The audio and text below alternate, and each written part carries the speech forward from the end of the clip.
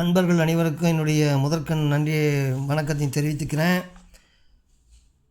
அன்பர்களே, இன்றைய காணொளியில் உபதேச குறிப்புன்னு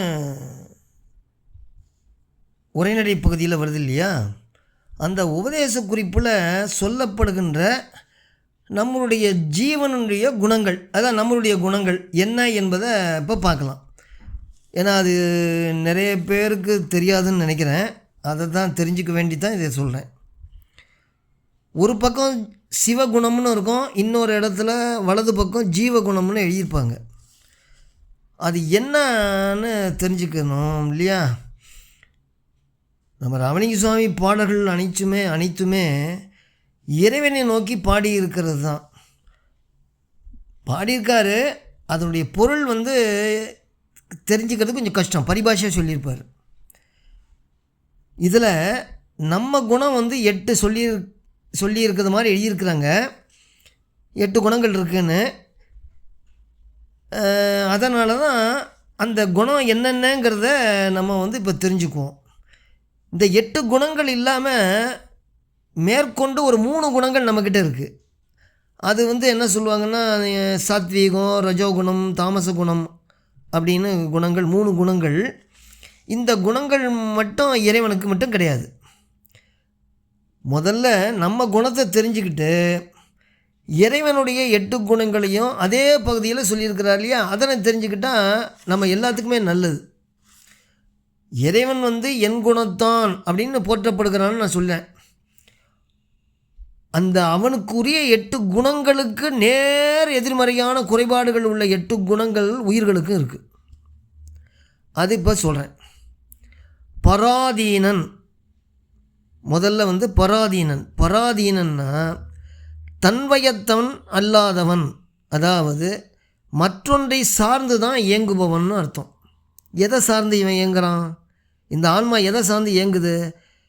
தனுகரண புவனத்தை சார்ந்து தான் இருக்குது. மாயையிலேருந்து வருகின்ற பொருளை சார்ந்து இருக்குது. இறைவனையும் சார்ந்து இருக்குது. இறைவன் எதுலேயுமே சாராதவன். அதனால்தான் இறைவன் தன்வயத்தவன்னு சொல்லுவாங்க. நம்ம தன்வயத்தன் அல்லாதவன், பராதீனன் அப்படின்னு பேர். அதுக்கு அடுத்தபடி பார்த்திங்கன்னா துக்க தேகி. துக்க தேகின்னா துன்பத்தை அனுபவிக்கும் உடலை உடையவன்னு பேர். நம்ம உடம்பு துன்பத்தை, துன்பம் எல்லாத்தையும் அனுபவிக்கிற உடல் தான் நம்ம ஆன்மாவுக்கு இருக்குது. அதனால் துக்க தேகி அப்படின்னு சொல்கிறாரு. இறைவன் தூய உடம்பினன். அவனுக்கு உடம்பே கிடையாதுல்ல. அவன் இதுக்கு இன்ப துன்பத்தெல்லாம் அவன் விரும்பி அனுபவிக்க மாட்டான். அவனுக்கு உடம்பும் கிடையாது, கருவிகரணங்கள்லாம் கிடையாது.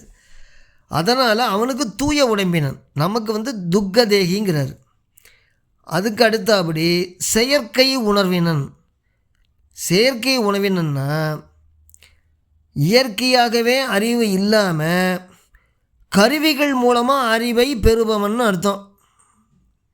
நம்ம மெய்வாய், கண்மூக்கு, செவி, கர்ம இந்திரியங்கள், ஞான இந்திரியங்கள், அப்புறம் மனம், சித்தம், புத்தி, அகங்காரம், இதன் மூலமாக தான் நம்ம அறிவு நம்ம பெற்றுக்கிட்டு இருக்கிறோம். இது மூலியமாக தான் அது. அதனால் இதுக்கு செயற்கை உணர்வு, செயற்கையாக நம்ம தெரிஞ்சுக்கிறோம். இறைவன் இயற்கை உணர்வின். அவன் கருவிகரணங்கள்லாம் இல்லாமல், கண் இல்லாமல் அவன் பார்ப்பான், காது இல்லாமல் கேட்பான், வாய் இல்லாமல் பேசுவான். இப்படிலாம் அந்த குணங்கள் உடையவன். அதனால் அவன் என்ன பண்ணுறான்? நம்மெல்லாம் செயற்கை உணர்வினன். அப்புறம் சிற்றுணர்வினன். நம்ம எல்லாம் சிற்று உணர்வினன். ஒரு நேரத்தில் ஒரு பொருளை மட்டும் அறிகிற குறைந்த அறிவு உடையவன் அப்படின்னு அர்த்தம். நம்ம ஒரே நேரத்தில் ஒரு பொருளை மட்டும்தான் அறிய முடியும். இப்போ கண் இருக்குன்னா கண் என்ன பண்ணும்? பார்க்கத்தான் முடியும். கேட்க முடியுமா? முடியாது. ஒரு பொருளை ஒன்றா தான் அறியும். காது இருக்குது, பார்க்க முடியுமா? பார்க்க முடியாது. ஒரு நேரத்தில் ஒரு பொருளை ஒன்று மட்டும்தான் அறியும். அந்த குறைந்த அறிவு உடையது தான் நம்ம சிற்று உணர்வினன்னு பேர். இறைவன் அப்படி இல்லை, முற்றும் உணர்ந்தவன். நீங்கள் எங்கே இருந்தாலும் அவன் தெரிஞ்சுக்குவான். அதான் முற்றும் உணர்ந்தவன். பந்தன். பாசங்களால் கட்டு உண்டவன்னு பேர். நமக்கு ஆணவம், கண்மம், மாயை, மாயேயம், திரோதாயின்னு 5 மலங்கள் இருக்குது.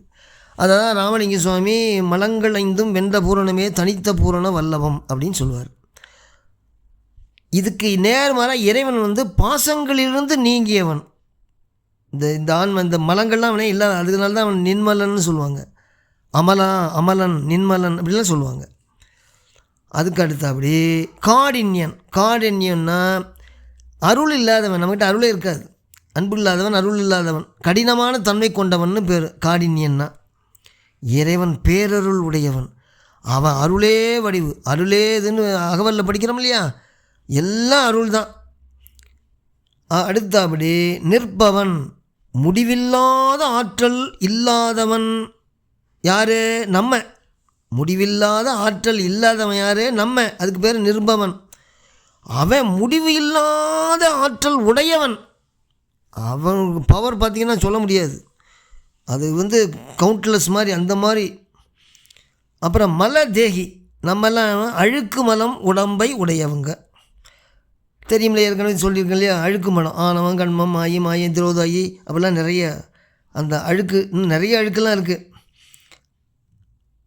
இறைவன் நீங்காத மலம் இல்லாதவன், மலம் இல்லாதவன், அவன் மலமே கிடையாது அவனுக்கு. அதை தான் இந்த மாதிரிலாம் ஐயா இந்த மாதிரிலாம் சொல்லியிருக்காங்கன்னு சொல்கிறாங்க. இப்போ அதை ராமலிங்க பெருமான் ஒரு பாட்டில் பாடுறார் இல்லையா, அது என்ன பாட்டு படிக்கிறேன். நீங்கள் 6ஆம் திருமுறையில் போனீங்கன்னா அதில் பார்த்தீங்கன்னா பதிவிளக்கம்னு இருக்கும். அந்த பதிவிளக்கத்தில் இறைவன் யார், அவன் எப்படி இருப்பான், அவனுடைய இயல்புகள் என்னங்கிறத அக்கு வேற ஆணி வேற சொல்லியிருப்பார். அது பின்னாடி வரும். நான் நிறைய காணொளி போடுறேன், 5900 சொல்கிற காணொலியும் அந்த அவ்வளவு இதில் அத்தனை பாட்டியுமே நாங்கள் உங்கள்கிட்ட சொல்லி விளக்க போகிறேன். அதனால் நீங்கள் பயப்பட வேண்டாம், அர்த்தம் தெரிஞ்சுக்கலாம். இங்கே இந்த பாட்டில் என்ன சொல்கிறாரு, இயற்கையில பாசங்கள் ஒன்றுமிலார், குணங்கள் ஏதுமிலார், தத்துவங்கள் எதுமிலார், மற்றோர் செயற்கையில்லார், பிறப்பு இல்லார், இறப்பு இல்லார், யாதும் திரிபு இல்லார், கலங்கம் இல்லார், தீமை ஒன்றும் இல்லார், வியப்புற வேண்டுதல் இல்லார், வேண்டாமை இல்லார், மெய்யே மெய்யாகி எங்கும் விளங்கி இன்பமயமாய் உயர்த்தரும்போ சுத்த சிவானந்த சபைதனிலே ஒங்குகின்றதனி கடவுள் ஒருவர் உண்டே கண்டீர் அப்படின்னு சொல்லி முடிக்கிறார். இறைவன் ஒருவனே, அந்த ஒருவனுக்கு இயற்கையிலே பாசங்கள் ஒன்றுமில்லார். பாசங்கள்னால் நான் சொன்ன ஆணவங்கள் மாயெல்லாம் கிடையாது. குணங்கள் ஏதுமில்லார். குணங்கள் என்ன சொன்னேன், சாத்வீகம், ரஜோகுணம், தாமச குணம் கிடையாது. குணங்கள் ஏதுமில்லார். தத்துவங்கள் ஏதுமில்லார். தத்துவங்கள் ஏதுமில்லார்னா கருவிகரணங்கள்லாம் எதுவும் கிடையாது அவருக்கு. நமக்கு 36 கருவிகள் இருக்குது இல்லையா, அது இல்லை. செயற்கையும் கிடையாது, பிறப்பு கிடையாது, இறப்பு கிடையாது, விகாரம் இல்லை, கலங்கம் இல்லை, தீமை ஒன்றும் இல்லை, வேண்டுதலும் கிடையாது, வேண்டாமையும் இல்லை, விருப்பு இல்லை, வெறுப்பு இல்லை, இந்த மாதிரி இருக்கிறவர் அப்படின்னு சொல்லி இந்த பாடலை நிறைவு செய்கிறார். அதனால் நீங்கள் எல்லாம் இதெல்லாம் தெரிஞ்சுக்கணும் அப்படிங்கிறதுக்காக தான் இவ்வளோ தூரம் மெனக்கட்டிட்டு இவ்வளோ தூரம் சொல்கிறோம். இதெல்லாம் தெரிஞ்சுக்கணும், எல்லா சன்மார்க்க நண்பர்களும் தெரிஞ்சுக்கணுங்கிறதுக்காக தான் இந்த காணொளி போட்டேன். அடுத்து இறைவனுடைய 8 குணங்கள் என்ன என்பதை அடுத்த காணொலியில் சொல்லிவிட்டு அப்புறம் அப்படியே பாடல்கள்லாம் வந்துடலான் இருக்கேன். அதனால்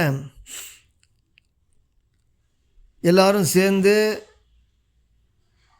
இந்த பாடல்களை முழுமையாக கேட்டு நம்ம சொல்கிறதையும் கேட்டு தெரிஞ்சுக்கணுங்கிறதுக்காக தான் இவ்வளோ தூரம் மெனக்கட்டி சொல்கிறேன். அதனால் இதில் குற்றங்குறைகள் எதுன்னு இருப்பேன்னு மன்னித்து அருளுக அப்படின்னு சொல்லி நிறைவு செய்கிறேன். வணக்கம். உலக உயிர்களுக்கு ஒருமடியோரெல்லாம் விலகனை அடைந்து விளக்குக மகிழ்க சுத்த சன்மார்க்க சுகநிலை பெறுக உத்தமன்னாகுக ஓங்குக அப்படின்னு சொல்லி நிறைவு செய்கிறேன். வணக்கம்.